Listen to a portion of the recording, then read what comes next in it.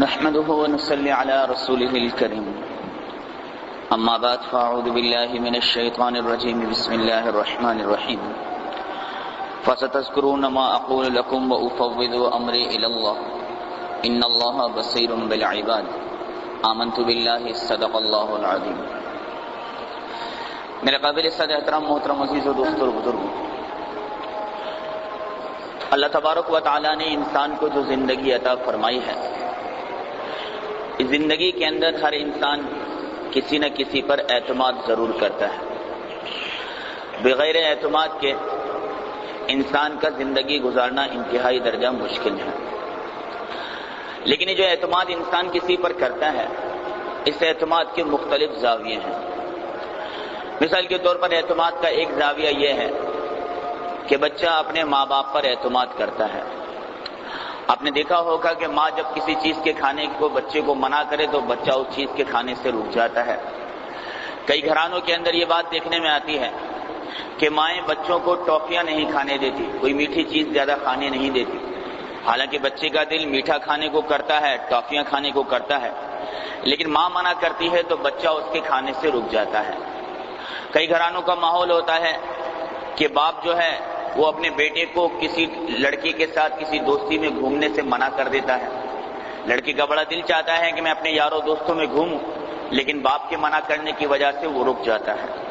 تو میرے محترم عزیزوں، یہ اولاد کا ماں باپ پر اعتماد ہوتا ہے، کیونکہ بچہ اس بات کو جانتا ہے کہ میرے ماں باپ میرے لیے جو بھی فیصلہ کریں گے وہ بہتر ہی کریں گے، وہ میرے حق میں فائدہ مند ہوگا۔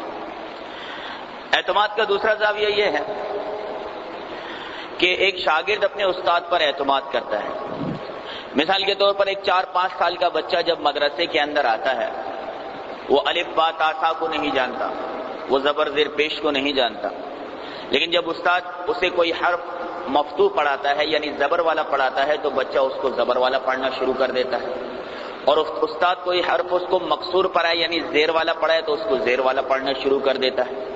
استاد کوئی حرف اسے مضموم یعنی پیش والا پڑھائے تو اسے وہ پیش والا پڑھنا شروع کر دیتا ہے۔ کیونکہ میرے محترم عزیزوں، یہ جو شاگرد ہے یہ اپنے استاد پر اعتماد کرتا ہے کہ میرا استاد مجھے جو بھی پڑھائے گا وہ بالکل صحیح پڑھائے گا، اور اپنے استاد کے پڑھے ہوئے کو جب میں آگے سناؤں گا تو یہی درست شمار کیا جائے گا۔ یہ ایک شاگرد کا استاد پر اعتماد ہوتا ہے۔ اعتماد کا تیسرا زاویہ یہ ہے کہ ایک مریض ڈاکٹر پر اعتماد کرتا ہے۔ مثال کے طور پر کسی آدمی کو بخار چڑھ جائے، وہ بیمار ہو جائے، اب وہ ڈاکٹر کے سامنے جا کر بیٹھ جاتا ہے اور کہتا ہے کہ جی مجھے بخار ہے، کوئی دوائی دے دیں۔ ڈاکٹر اسے دوائی لکھ کر دے دیتا ہے۔ اب اگر یہ مریض ڈاکٹر کی لکھی ہوئی دوائی پر دلیل مانگنا شروع کر دے کہ جی آپ نے جو دوائی لکھی ہے اس بات کی کیا دلیل ہے کہ اس سے میرا بخار اتر جائے گا، تو اس سے کبھی بھی مریض کا بخار نہیں اترے گا، بلکہ مریض اس بات کو دیکھتا ہے کہ میں جس ڈاکٹر سے دوائی لینے جا رہا ہوں وہ ڈاکٹر لوگوں میں مقبول ہے، وہ معروف ہے، اور اس کے تجربے سے لوگ فائدہ اٹھاتے ہیں، اور علاقے اور محلے کے دیگر جو ڈاکٹر ہیں وہ بھی اس کی تصدیق کرتے ہیں۔ بس مریض اس بات کو دیکھ کر اپنے آپ کو اس ڈاکٹر کے حوالے کر دیتا ہے، اپنی بیماری ڈاکٹر کے سامنے رکھتا ہے، اور ڈاکٹر اس کو دوائی لکھ کر دیتا ہے۔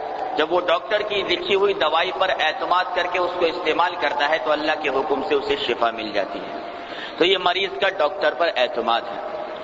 اعتماد کا ایک زاویہ یہ ہے میرے بھائی کہ ایک امتی اپنے نبی صلی اللہ علیہ وسلم پر اعتماد کرتا ہے، جیسا کہ صحابہ کرام رضوان اللہ تعالی علیہم اجمعین کو جناب نبی کریم صلی اللہ علیہ وآلہ وسلم پر اعتماد تھا، اور ایسا اعتماد تھا میرے محترم عزیزوں کہ صحابہ کرام فرماتے تھے کہ ہماری آنکھ جو دیکھتی ہے وہ تو غلط ہو سکتی ہے، لیکن ہمارے نبی صلی اللہ علیہ وسلم کی زبان سے نکلی ہوئی بات کبھی بھی غلط نہیں ہو سکتی۔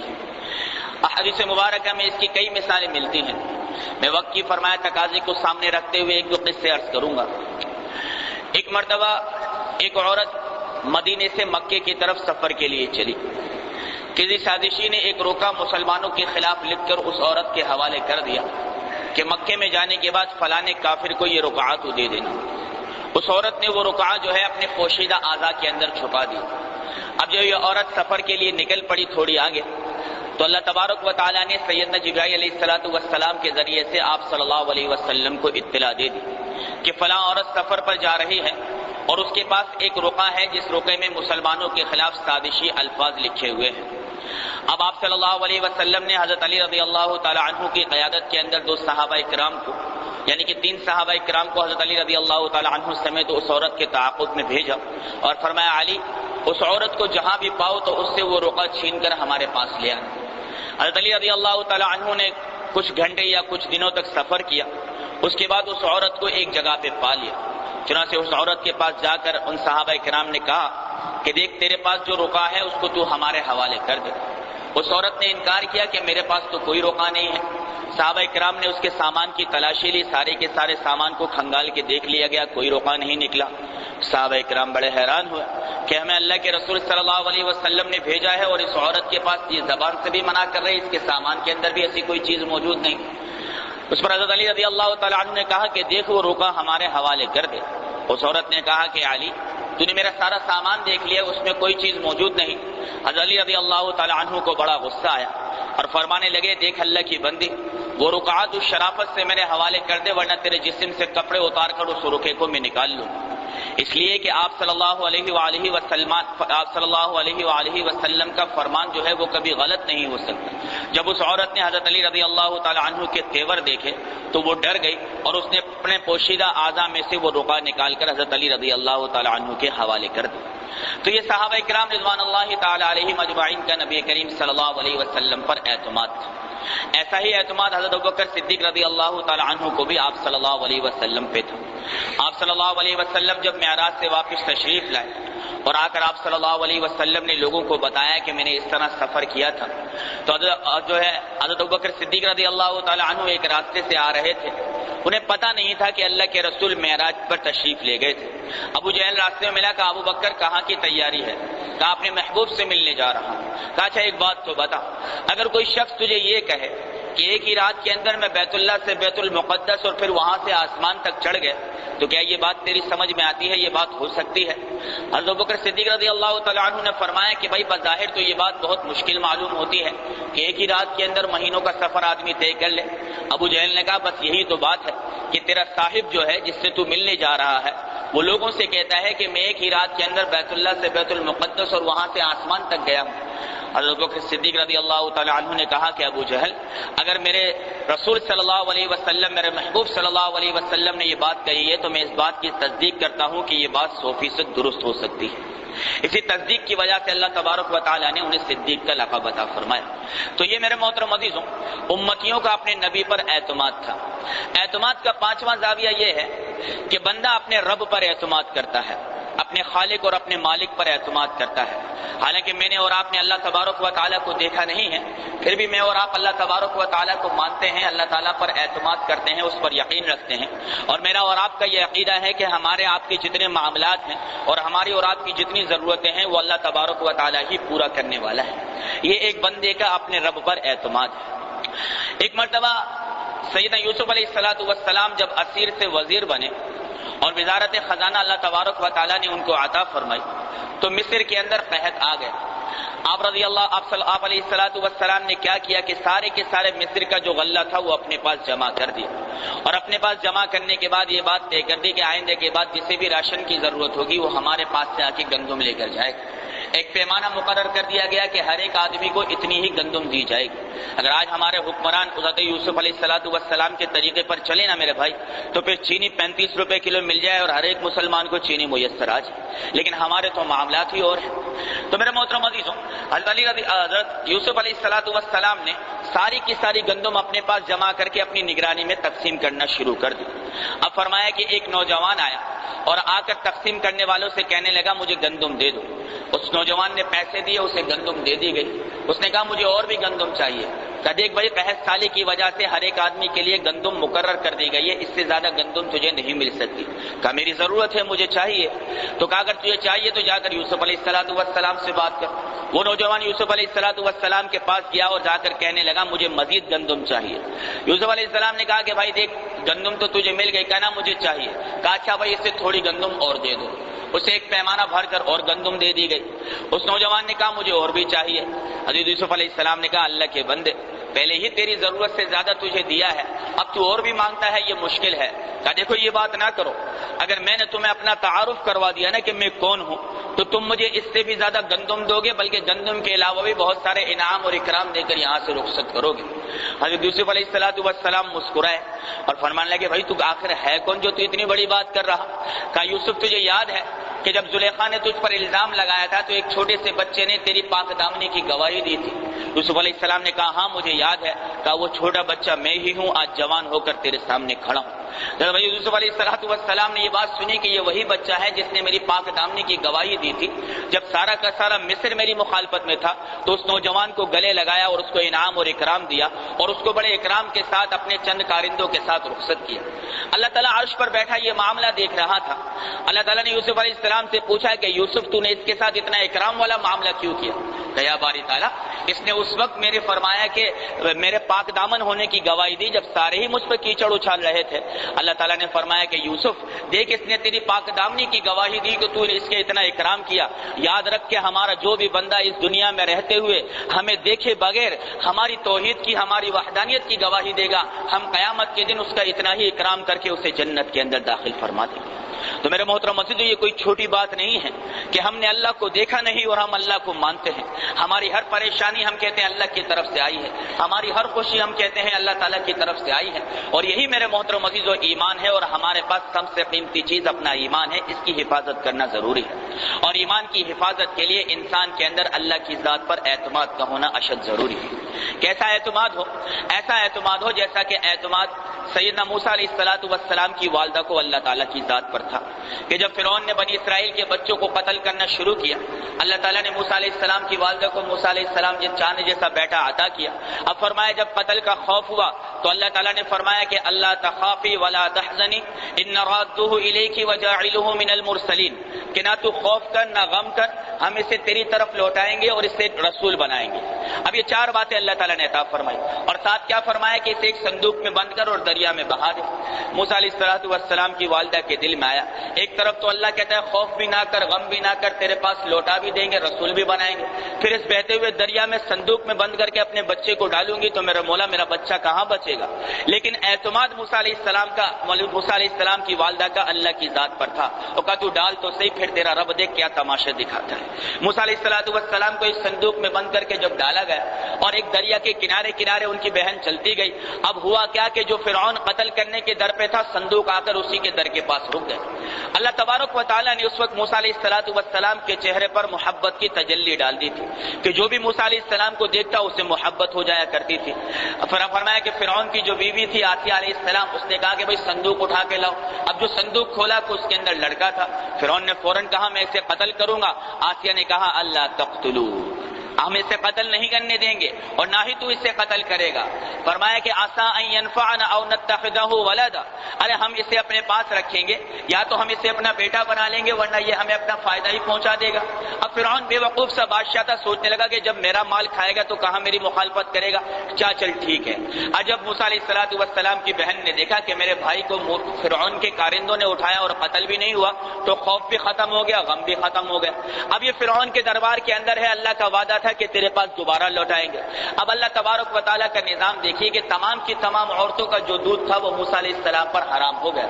جو عورت آتی موسیٰ علیہ السلام اس کا دودھ پینے سے انکار کر دیتے۔ اب یہاں موسیٰ علیہ السلام 2 دن کے بھوکے تھے، وہ رو رہے تھے، یہاں آسیہ موسیٰ علیہ السلام کی محبت میں رو رہی تھی اور فرعون کو آسیہ سے بڑی محبت تھی، فرعون اس کی محبت میں فرمایا پریشان تھا کہ کیا کیا جائے۔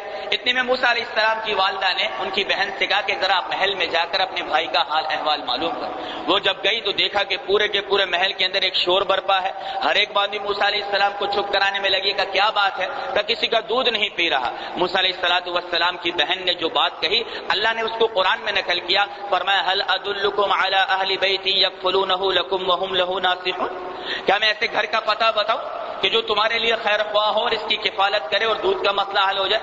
کہا ضرور بتا۔ وہ گئی اور اپنی ماں کو بلا کے لے آئی۔ حضرت موسیٰ علیہ السلام کی ماں آئی، آسیہ نے موسیٰ علیہ السلام کو اٹھا کر اس کی ماں کی گود میں ڈال دیا۔ موسیٰ علیہ السلام نے اپنی ماں کا دودھ پینا شروع کیا۔ یہاں آسیہ کو سکون ہوا، وہاں فرعون کو سکون ہوا۔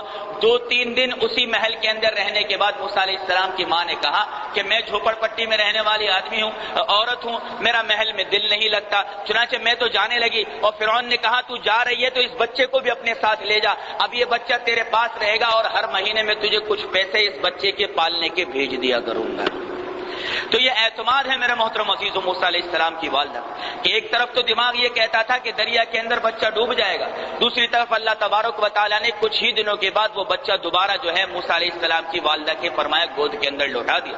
اور اللہ تبارک و تعالیٰ نے خود قرآن کریم کے اندر ارشاد فرمایا کہ ہم نے اس لیے ایسا کیا کہ کئی تقر عینھا ولا تحزن ولتعلم ان وعد اللہ حق ولکن اکثرهم لا يعلمون، تاکہ موسیٰ علیہ السلام کی والدہ کی آنکھیں ٹھنڈی ہو جائیں اور وہ اس بات کو جان لے کہ اللہ جو وعدہ کرتا ہے وہ حق اور سچ کرتا ہے، اکثر لوگ اس کو جاننے والے نہیں بنتے ہیں۔ تو یہ اعتماد ہے میرے محترم عزیزو۔ آج اگر کسی فرمایا ماں کو نیچے اترنا ہو 2-4 منٹ کے لیے ایئر کنڈیشن کمرے میں اپنے بچے کو نہیں چھوڑ کر جاتی، بچہ پلنگ پر لیٹا ہو تو یہاں بھی تکیا وہاں بھی تکیا، کہیں گر نہ جائے، اتنا بھی بھروسہ فرمایا بچے کے اوپر ہمیں نہیں ہوتا، اور یہاں اللہ پر اعتماد کر کے پورا کا پورا بچہ دریا میں بہا ڈالے۔ تو میرے محترم عزیزو، اللہ تعالیٰ کی ذات پر اعتماد ہونا چاہیے، اس لیے کہ اللہ جو کرتا ہے اس میں خیر ہوتی ہے۔ ایک بڑا دلچسپ واقعہ آپ حضرات کے سامنے عرض کرتا ہوں۔ موسیٰ علیہ السلام کے زمانے میں ایک شخص تھا، اسے یہ بات پتہ لگی کہ موسیٰ علیہ السلام اللہ سے بات کرتے ہیں۔ اس نے موسیٰ علیہ السلام سے کہا کہ موسیٰ تو اللہ سے بات کرتا ہے، یار میری ایک گزارش ہے، تو اللہ تک پہنچا دے۔ موسیٰ علیہ السلام نے کہا بھائی کیا ہے؟ کہنے لگا کہ تو اللہ سے یہ بات عرض کر دے کہ مجھے جانوروں کی بولی سمجھ میں آ جائے، جیسے سلیمان علیہ السلام جانوروں کی بولی سمجھتے تھے نا، ایسے ہی مجھے بھی جانوروں کی بولی جو ہے وہ سمجھ میں آ جائے۔ موسیٰ علیہ السلام اللہ کے پاس گئے، دعا مانگی، اللہ نے اپنے فضل و کرم سے اسے سکھا دی۔ اب فرمایا ایک دن یہ صبح جب اٹھا اور اپنے ناشتے کے بچے ہوئے روٹی کے ٹکڑے جب اس نے صحن میں ڈالے تو ایک طرف سے مرغا جو ہے اڑتا ہوا آیا، اس نے وہ ٹکڑوں کو اٹھا لیا، دوسری طرف سے کتا دوڑتا ہوا آیا۔ اب کتے کے ہاتھ کے اندر کچھ نہیں ہے اور مرغے نے جو ہے وہ ٹکڑے اٹھا لیا۔ کتے نے کہا دیکھ بھائی مرغے تو تھوڑا سا خیال کر، ابھی تو صبح اٹھا ہے اور تو نے اذان دی ہے، میں ساری رات چوکیداری کرتا رہا، میری نائٹ ڈیوٹی تھی، یہ ٹکڑا مجھے دے دے تاکہ کھا کے میں آرام سے سو جاؤں۔ تو مرغے نے کہا دیکھ ایک بات بتاؤں، ٹکڑا تو میرے پاس آ گیا، میں تجھے دینے والا نہیں ہوں، البتہ آج اس آدمی کا گھوڑا مرنے والا ہے اور مرنے کے بعد یہ اسے پھینک دے گا، تو آرام سے کھاتے رہنا۔ اب جو اس آدمی نے سنا کہ مرغا کہہ رہا ہے میرا گھوڑا مرنے والا ہے، تو اس نے اپنے گھوڑے کو پکڑا اور لے جا کر بازار میں بیچ دی، اور بیوی سے آ کر کہنے لگا دیکھا بیگم کتنا فائدہ ہوتا ہے جانوروں کی بولی سمجھنے کے اندر۔ اب دوسرے دن پھر صبح ہوئی، پھر اس نے اپنے ناشتے کے ٹکڑے بچے ہوئے صحن کے اندر ڈالے، پھر مرغا پھرتی سے آیا، وہ ٹکڑا اٹھا لیا اور فرمایا کتا پھر آیا، پھر کتے کے ہاتھ میں کچھ نہ آیا۔ اب فرمایا کہ کتا مرغے پہ ناراض ہو گیا، کہا یار تیرے اندر تو کوئی انسانیت نام کی چیز ہی نہیں ہے، فرمایا کل بھی رات کو تیری وجہ سے میں بھوکا رہا، آج بھی بھوکا رہا، اوپر سے تو جھوٹ الگ بولتا ہے، تو نے کہا اس کا گھوڑا مر جائے گا، گھوڑا تو مرا نہیں، اس نے لے جا کر الٹا گھوڑے کو بیچ دیا۔ تو مرغے نے کتے سے کہا کہ دیکھ فکر نہ کر، آج اس کا گدھا مر جائے گا۔ اب فرمایا کہ جب اس آدمی نے یہ سنا کہ میرا گدھا مرنے والا ہے، اس نے گدھے کی رسی کھولی اور لے جا کر گدھے کو بھی بازار کے اندر بیچ دی۔ اب فرمایا کہ تیسرے دن صبح پھر معاملہ ہوا، پھر اس نے اپنے ٹکڑے پھینکے، پھر مرغا پھرتی دکھا کر فرمایا ٹکڑے اٹھا کر لے گیا۔ اب تو کتا مرغے کے اوپر بگڑ گیا، کہنے لگا تو بڑی اذانیں دیتا ہے اور بڑی فرمایا کہ جانوروں کے فرمایا جو دیش کے اس کا تو مؤذن شمار کیا جاتا ہے، اور جھوٹ اتنا بولتا ہے، کبھی کہتا ہے گھوڑا مرے گا، کبھی کہتا ہے گدھا مرے گا، کوئی مرا نہیں۔ کہہ رہے آج تو میں تجھے ایسی خوشخبری سنانے والا ہوں کہ جس سے تیرے وارے نیارے ہو جائیں گے۔ کہا کیا بات ہے؟ کہا آج یہ خود مرنے والا ہے۔ اب جب اس نے یہ بات سنی کہ آج تو میرے مرنے کا نمبر ہے، تو اس کی تو حواس ہی فرمایا کہ واقع ہو گئے۔ اب موسیٰ علیہ السلام کی خدمت میں حاضر ہوا، کہنے لگا حضرت بات یہ ہے کہ آپ نے تو مجھے جانوروں کی بولی سکھوانے کے لیے دعا مانگ کر کام کروا دیا، لیکن آج تو مرغے نے یہ کہا کہ میں ہی مرنے والا ہوں۔ موسیٰ علیہ السلام نے اس سے کہا دیکھ بھائی بات یہ ہے کہ تیرے گھر میں موت آنی تھی، اللہ تعالیٰ نے تو تیرے ساتھ خیر خواہی کا ارادہ کیا تھا، وہ موت تیرے گھوڑے پہ آئی، تو نے ہوشیاری کر کے گھوڑا بیچ دیا، پھر وہ موت گدھے پر آئی، تو ڈھیر ہوشیار خنجر بنا، گدھا بھی جا کے بیچ دیا، اب وہ موت تجھ پر آ گئی ہے، اتنے میں ملک الموت نے آ کر اس کی روح کو قبض کر دیا۔ تو میرے محترم عزیزوں، انسان کو اللہ کی ذات پر اعتماد ہونا چاہیے، اور اللہ جس حال میں رکھے انسان کو اس حال کے اندر خوش رہنا چاہیے۔ اس لیے میرے محترم عزیزوں کہ جب آدمی اللہ تبارک و تعالیٰ کے کیے ہوئے فیصلوں پر خوش رہتا ہے تو اللہ تبارک و تعالیٰ بھی اس کے لیے بہتری والا ہی معاملہ کرتا ہے۔ فرمایا کہ ایک اور قصہ ہے، بات تھوڑی سی طویل ہو جائے گی لیکن میری بات ذرا سی مکمل ہو جائے، اس اعتبار سے 2-4 منٹ آپ حضرات سے مانگوں گا۔ ایک شخص تھا، وہ بیچارہ بڑا اللہ والا تھا، جو بھی مصیبت آتی تو کہتی کہ اللہ نے اس میں خیر رکھی ہوگی۔ ایک مرتبہ صبح اٹھے تو فرمایا کہ بھائی ان کا جو گھوڑا تھا وہ مر گیا۔ بیوی نے کہا کہ دیکھیں گھوڑا بغیر کسی بیماری کے مر گیا، کہا اللہ نے اس میں خیر رکھی ہوگی۔ دوسرے دن گھر کے اندر فرمایا کہ نہیں، پہلے دن گدھا مر گیا تو کہا کہ اللہ نے اس میں خیر رکھی ہوگی۔ اب جب دوسرا دن ہوا تو صبح بیوی اٹھی، بغیر کسی وجہ کے کتا مر گیا۔ آپ تو کتا مر گیا، کچھ خیال کرو کسی نے کوئی کالا پیلا تو نہیں گیا؟ عورتوں کا تو یہی معاملہ ہوتا ہے نا، تھوڑا سا معاملہ بگڑ جائے بس پہلی نظر یہی پڑتی ہے کہ کسی نے کالا پیلا کر دیا۔ کہا اللہ کی بندی، اس میں اللہ کی خیر ہوگی۔ تیسرا دن ہوا میرے محترم عزیزوں تو بغیر کسی وجہ کے مرغا بھی مر گیا۔ اب تو بیوی نے سر پہ اٹھا لیا کہ دیکھ جانور پہ جانور مرے جا رہے ہیں، تو کہہ رہا اللہ خیر کرے گا، اللہ خیر کرے گا۔ وہ کیا خیر کرے گا، اللہ سارے معاملات بگڑ گئے۔ اس نے کہا اس میں بھی اللہ تعالیٰ کی خیر ہی ہوگی۔ اب تیسرے دن رات کو جب یہ میاں بیوی سوئے ہیں، تینوں جانور ان کے مر گئے، تو رات کو دشمنوں نے، ڈاکوؤں نے فرمایا کہ اس بستی پر حملہ کر دیا، اور بستی کا کوئی مرد اور کوئی عورت نہیں چھوڑا جسے انہوں نے قتل نہ کر دیا ہو۔ لیکن یہ دونوں میاں بیوی جو ہے وہ مزے سے سوئے رہے، انہیں احساس ہی نہیں ہوا۔ اب دوسرے دن جب صبح اٹھے تو پوری کی پوری بستی جو ہے اجاڑ پڑی ہے۔ وہاں جب ڈاکوؤں کے سردار کو یہ بات پتا لگی کہ تم نے پوری کی پوری بستی کو اجاڑ دیا، لیکن یہ میاں بیوی کس طریقے سے بچ گئے کا سوال ہی نہیں پیدا ہوتا۔ جس گھر سے گدھے کی آواز آئی ہم نے اس گھر میں گھس کے قتل و غارت گیری کی، جس گھر سے مرغے کی اذان کی آواز آئی ہم نے قتل و غارت گیری کی، جہاں کتا بھونکا ہم نے قتل و غارت گیری کی۔ اس گھر سے تینوں جانوروں کی آواز نہیں آئی، ہم سمجھے یہاں کوئی رہتا نہیں، ہم اس کو اسی حال کے اندر چھوڑ کر چلے گئے۔ تو وہاں جانوروں کا مرنا جو تھا وہ فرمایا عورت کو برا محسوس ہوا، لیکن اللہ تبارک و تعالیٰ نے ان جانوروں کی موت کے اندر فرمایا ان دونوں میاں بیوی کی حیات کو چھپا کے رکھا تھا۔ تو میرے محترم عزیزوں، جو کوئی بھی انسان اللہ کی ذات پر اعتماد کرتا ہے اللہ تعالیٰ اسے کبھی بھی نقصان نہیں پہنچاتا ہے، اللہ تعالیٰ اسے کبھی ضائع نہیں کرتا ہے۔ یہ اعتماد آپ صلی اللہ علیہ وسلم کا تھا۔ ذرا زندگی دیکھیے، ابھی ماں کے پیٹ کے اندر ہے کہ باپ کا انتقال ہو گیا، 6 مہینے کے ہوئے تو ماں کا انتقال ہو گیا، 8 سال کے ہوئے تو دادا کا انتقال ہو گیا، چچا نے پرورش شروع کی، کچھ دنوں بعد سالوں بعد چچا کا بھی انتقال ہو گیا۔ وہ لوگ جو اپنے رشتہ دار سے دشمن بن گئے، کوئی گالیاں دیتا، کوئی اوجھڑیاں رکھتا، کوئی فرمایا مٹی ڈالتا۔ میرے محترم عزیزوں، جب یہ دیکھا کہ مکے والوں سے بات نہیں بنتی تو سوچا طائف کی طرف جاؤں، وہ میرے ماموں ہیں، میری ماں طائف کی ہوا کرتی تھی، شاید وہ میری فرمائے لائے ہوئے دین کے اوپر لبیک کہیں۔ اب فرمایا وہاں جانے کے بعد بھی جب دیکھا تو انہوں نے اس سے زیادہ برا برتاؤ کیا۔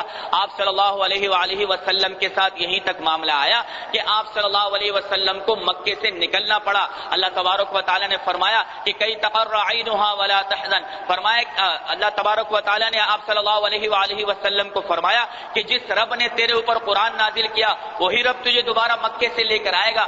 حدیث میں آتا ہے میرے محترم عزیزوں کہ جب آپ صلی اللہ علیہ وسلم بیت اللہ کو چھوڑ کے جا رہے تھے، اللہ کے رسول صلی اللہ علیہ وسلم کے آنسو نکل رہے تھے، اور اللہ کے رسول فرما رہے تھے کہ بیت اللہ تجھے چھوڑنے کا میرا دل نہیں کرتا، لیکن یہ لوگ مجھے یہاں رہنے نہیں دیتے۔ یہاں اللہ تبارک و تعالیٰ نے وعدہ فرمایا کہ وہ رب جس نے آپ پر قرآن نازل کیا وہی آپ کو لوٹائے گا۔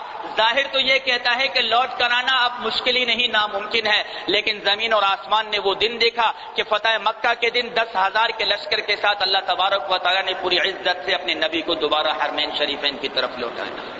تو میرے محترم عزیزو دوستو بزرگو، جو آدمی اللہ کی ذات پر اعتماد کرتا ہے، جو آدمی اللہ کی ذات پر بھروسہ کرتا ہے، اللہ تعالیٰ اسے کبھی بھی ضائع نہیں کرتا۔ اس لیے آپ صلی اللہ علیہ وسلم فرمایا کرتے تھے وَأُفَوِّضُ أَمْرِي إِلَى اللَّهِ، میرے بیان کے بالکل اہم نقطہ آ رہا ہے، وَأُفَوِّضُ أَمْرِي إِلَى اللَّهِ، کہ میں اپنے تمام کے تمام معاملات کو اللہ کے حوالے کرتا ہوں۔ تو میرے محترم عزیزو دوستو بزرگو، میرا اور آپ کا بھی اللہ کی ذات پر اعتماد ہونا چاہیے۔ اللہ تبارک و تعالیٰ ہم تمام کے تمام مسلمانوں کو نبی کریم صلی اللہ علیہ وسلم سے اور نبی کریم صلی اللہ علیہ وسلم کی سنتوں سے محبت نصیب فرمائے، اور موت تک آپ صلی اللہ علیہ وسلم کی کامل اتباع نصیب فرمائے۔ وآخر دعوانا ان الحمد للہ رب العالمین۔